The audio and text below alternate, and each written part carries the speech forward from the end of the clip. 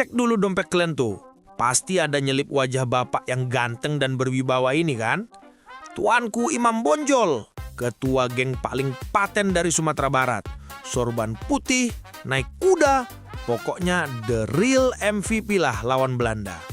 Tapi Wak, ada plot twist sejarah yang sering disensor biar jantung kalian gak copot. Sebelum beliau jadi mimpi buruk buat si Londo, ternyata tuanku Imam Bonjol sama circle-nya pernah terlibat baku hantam panas sama saudara sebangsanya sendiri. Iya, gak salah dengar kuping kalian tuh.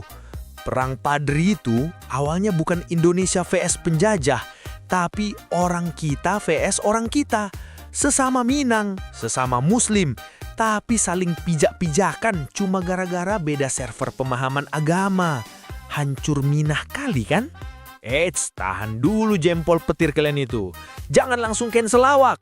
Ini bukan cocok logi grup WA bapak-bapak ya. Kita bedah pakai data valid dari sejarawan kelas kakap kayak Christine Dobin sama MC Riklefs dan Prof. Taufik AB. Biar apa? Biar kita nggak gampang emosi kayak netizen plus 62 yang sumbunya pendek kali. Geser sikit duduk kalian. Jangan lupa subscribe dulu lah Wak, biar pahala kalian makin nambah. Jangan skip-skip video nih, oke? Stay tune Wak, gas kita. Berputar-putar bersama si Davi untuk menambah pengetahuan diri bersama si Davi.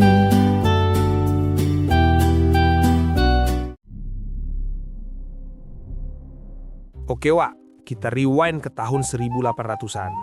Bayangkan sumber waktu itu lagi tajir melintir. Kata Bu Christine Dobin di bukunya, Gejolak Ekonomi dan Gerakan Padri, waktu itu lagi panen raya kopi. Duit ngalir deras ke pedalaman. Petani auto jadi sultan bos. Tapi ya biasalah, kalau dompet tebel, iman sering tipis. Gaya hidup masyarakat adat waktu itu mulai agak liar kali. Judi sabung ayam udah kayak menu sarapan. Madat alias candu dihisap kayak vape rasa strawberry. Minuman keras jalan terus. Status KTP sih muslim, tapi kelakuannya ampun lawak. Malaikat pun bingung nengoknya. Nah, pas lagi asik-asiknya party, pulanglah 3 ulama dari Mekah. Haji Miskin, Haji Sumani, dan Haji Piobang. Orang tua ini baru nengok gerakan Wahabi di Arab yang lagi bersih-bersih total. Pas sampai kampung, nengok kelakuan saudaranya kayak gitu, langsung panas lah mesin dakwah orang tuh. Fakta unik sikit, Wak. Waktu itu, kaum Padri ini seragamnya serba putih, kayak mau pergi umroh. Sementara kaum adat sering pakai baju hitam. Jadi kalau lagi clash, nampak kali bedanya, kayak papan catur berjalan. Awalnya, dakwahnya santai, ngajak ngopi sambil tobat. Tapi ya cemana ya, orang lagi asik judi disuruh bubar. Ya mana maulah si masyarakat adat tuh. Kaum adat norak mentah-mentah. Siapa kalian ngatur-ngatur kami? Nah, dari sinilah tombol bencana mulai ditekan. Karena batu kali pun mereka. Nah, ini catat tanggal mainnya biar nggak gagal paham. Perang Padri ini durasinya panjang kali Wak. Total 35 tahun dari 1803 sampai 1838. Sinetron Tersanjung pun kalah panjangnya. Biar kalian nggak pening, kita bagi 2 babak. Babak pertama 1803 sampai 1821. Ini fase perang saudara. Sesama Minang saling adu mekanik. Belanda masih nonton sambil mekar popcorn. Babak kedua 1821 sampai 1838. Ini baru fase lawan penjajah.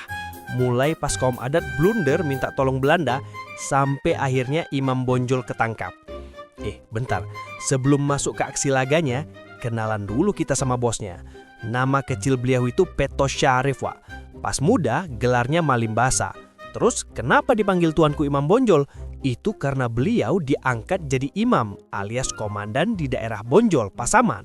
Jadi itu nama jabatan plus lokasi, bukan nama di akta lahir ya Wak. Keren kali kan? Oke, balik lagi kita Wak.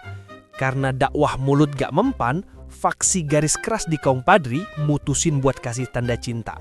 Prinsipnya amar ma'ruf nahi mungkar tapi pakai otot. Dakwah sambil kardio. Kampung yang bandel langsung didatangi. Dikasih surat peringatan tapi isinya api. Fasilitas adat yang dianggap maksiat langsung diremodeling alias diratakan. Niatnya bener mau hapus maksiat, tapi caranya itu loh, Wak, hardcore kali. Kayak main GTA tapi versi syariah. Gara-gara metode gaspol ini, Pagaruyung runtuh, Sultan lari, dan Minangkabau pecah. Sedih kali lah kalau dibayangin, sesama dunsana malah jadi musuh bebuyutan. Apa yang dilakukan sebagian kaum padri saat itu, membakar kampung dan kekerasan fisik, menurut banyak ulama modern dan sejarawan Islam, adalah bentuk gulu atau berlebih-lebihan atau ekstrim. Niatnya benar mau hapus maksiat, tapi caranya justru bikin orang lari dari agama. Ini pelajaran mahal buat kita. Jangan sampai kita merasa paling suci terus main hakim sendiri. Dalam Islam memang ada kewajiban ingetin.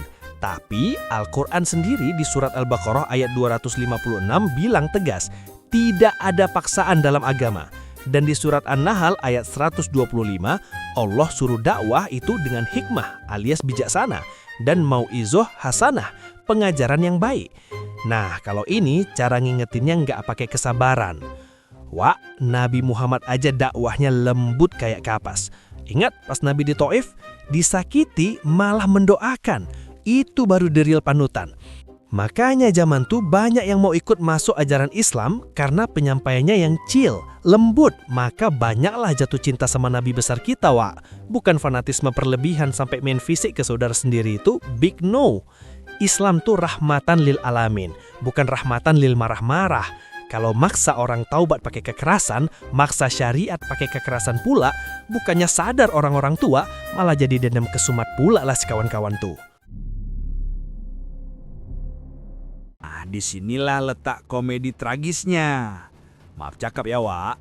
Kaum adat yang udah kepepet bukannya introspeksi atau cari jalan damai dengan musyawarah, mereka malah ambil langkah blunder tingkat dewa. Mereka pergi nemuin Belanda di Padang. Bayangkan, Wak. Mereka minta tolong sama penjajah buat lawan saudara sendiri yang muslim. Itu kayak minta tolong buaya buat jagain kolam ikan. Jenius sekali idenya.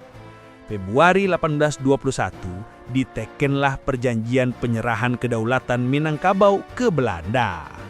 Belanda ya jelas kali lah, seneng bukan main, ibarat dikasih makan enak tanpa perlu masak. Wah, pintunya udah dibuka nih, pikir Belanda. Masuklah mereka dengan dalih membantu kaum adat. Si londo kolonial Belanda ini mau ngerampok, mau jajah. Tapi karma itu instan kali, Wak. Begitu Belanda masuk, kaum adat baru sadar. Waduh, kena prank kita. Pajak dicekik, rakyat diperas.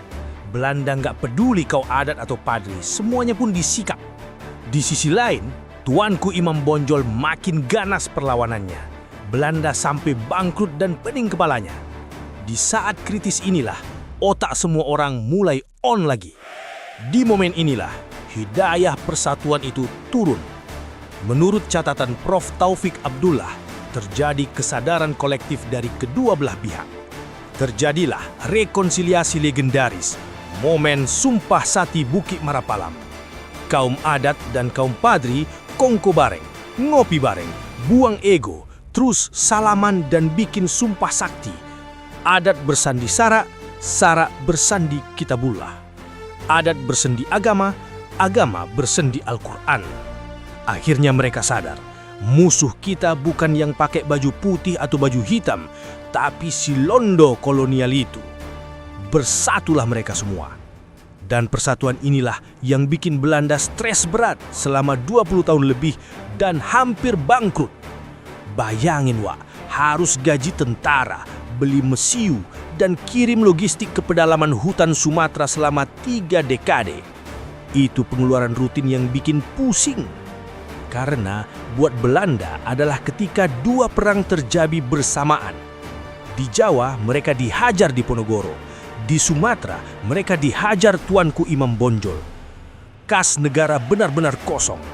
Saking bangkrutnya dan gak sanggup perang di dua tempat, Belanda sampai harus melakukan taktik licik.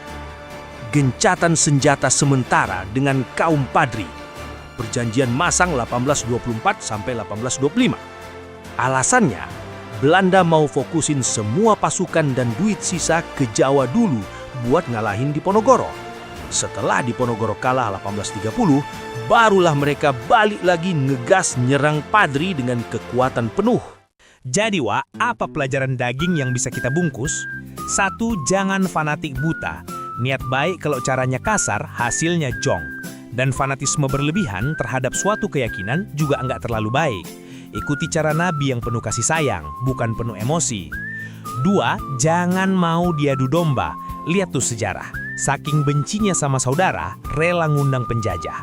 Jangan sampai di zaman now kita gampang pecah cuma gara-gara beda pilihan politik. Rugi bandar kita, Wak.